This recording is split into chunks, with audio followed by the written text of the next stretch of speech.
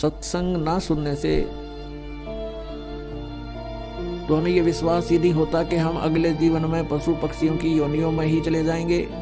हम यही सोचते रहते हैं कि हमें आगे भी मनुष्य जीवन ही प्राप्त होगा। नहीं, ये भूल मत करना।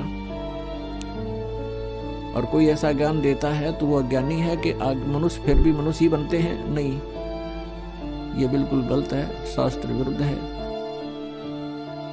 मनुष्य जीवन उन पुण्यात्माओं को प्राप्त होता है जो मनुष्य जीवन पाकर परमात्मा की सत्य भक्ति करते हैं। परमात्मा की साधना ना करने से, भक्ति ना करने से राजा भी गधे की योनि को प्राप्त करता है। पुण्यात्माओं, एक के उदाहरण से आपको समझ में आ जाना चाहिए। परमात्मा स्वयं आकर के हमें ज्ञान देते हैं। कबीर हरि के नाम बिना ये राजा रसब हो, और मिट्टी लदे कुम्हार के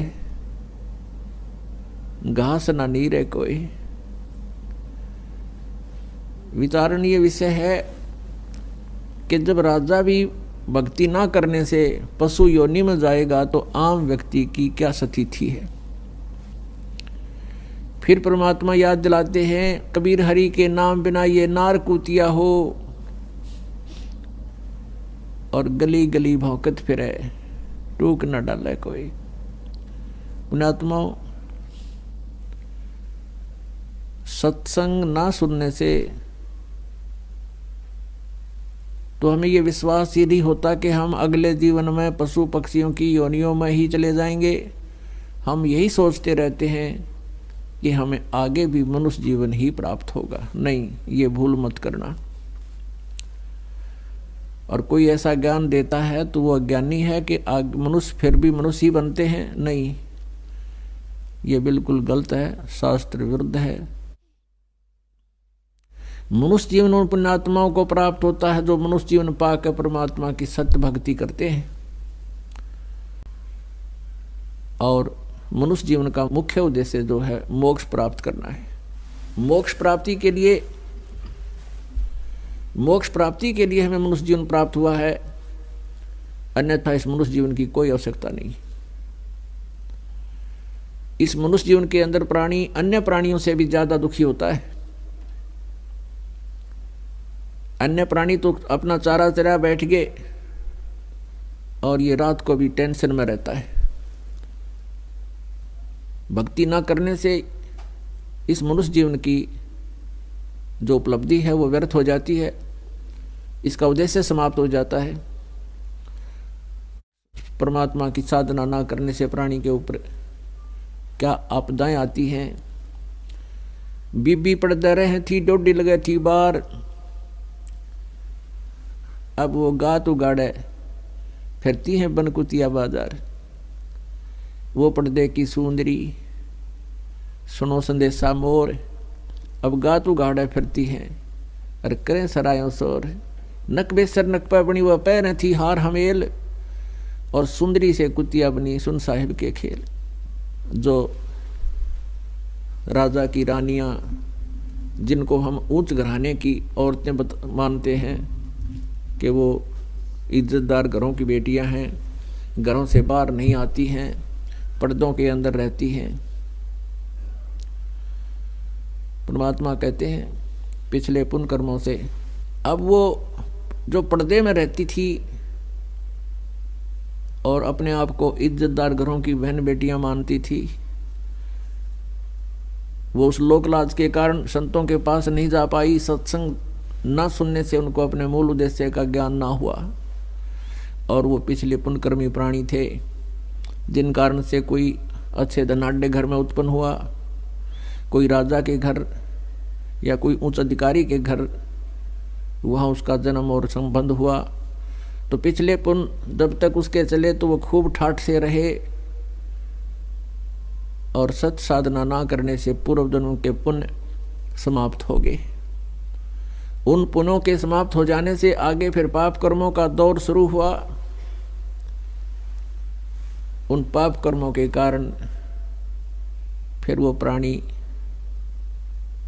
वो बहन बेटियां जो पर्दों में रहा करती थी, फिर निवस्त्र नगन फिर रही हैं कुतिया बनकर।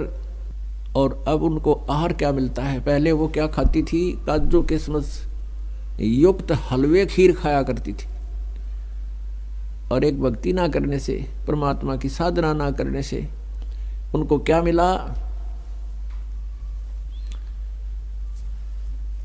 अब वो कुतिया बन गई है। और कुतिया बनकर क्या खा रही हैं? जैसे पहले धर्मशालाओं में अतिथि रुका करते थे, सरायों में, और वो वहाँ पर खाना खाते थे। पहले राजघरां में रहती थी जो लड़कियाँ, अब कुतिया बन करके वहाँ बैठी है, सामने खाना खाने वाले के सामने बैठी है और एक टक देख रही है, शायद कोई टूक मेरी तरफ आ जा, रोटी का कोई ग्रास मुझे डाल दे। अब व्यक्ति खाना खाने के बाद सोचता है कुत्ता सामने बैठा है, एक टूक डाल दूं, वो ऐसे फेंक दिया जाता है। अब वो पहले काजू किशमिश युक्त हलवे खीर खाने वाली अब क्या खा रही है? वो जूठे टुकड़े और साथ में रेत मिला हुआ। अब परमात्मा याद दिलाते हैं, वो पर्दे की सुंदरी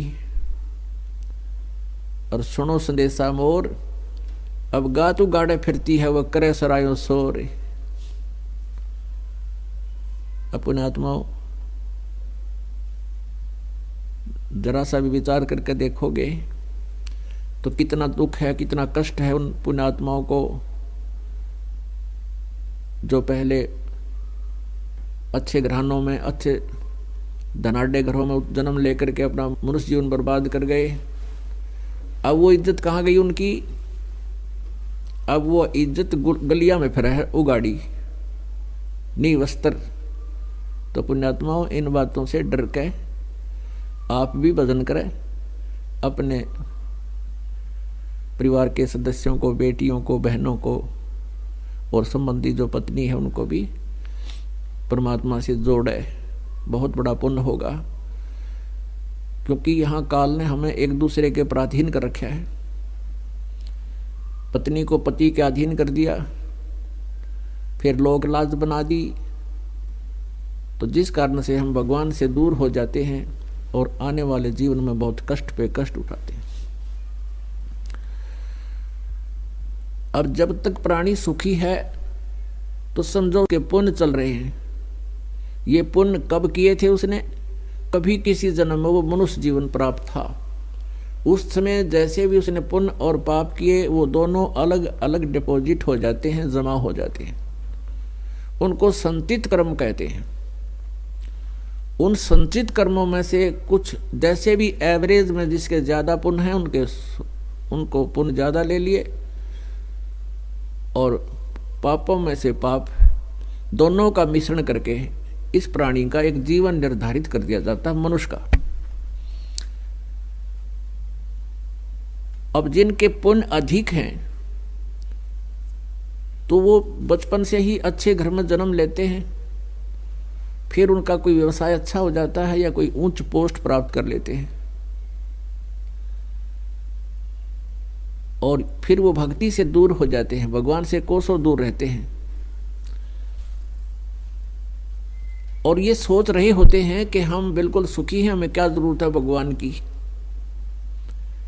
और जब उनके ऊपर आपदाएं शुरू होती हैं, क्योंकि पुण्य जब समाप्त हो जाते हैं तो पापों का सिलसिला शुरू होता है, दोनों ही भोगने पड़ते हैं। फिर वो सोचता है कब क्या बनी मेरे साथ।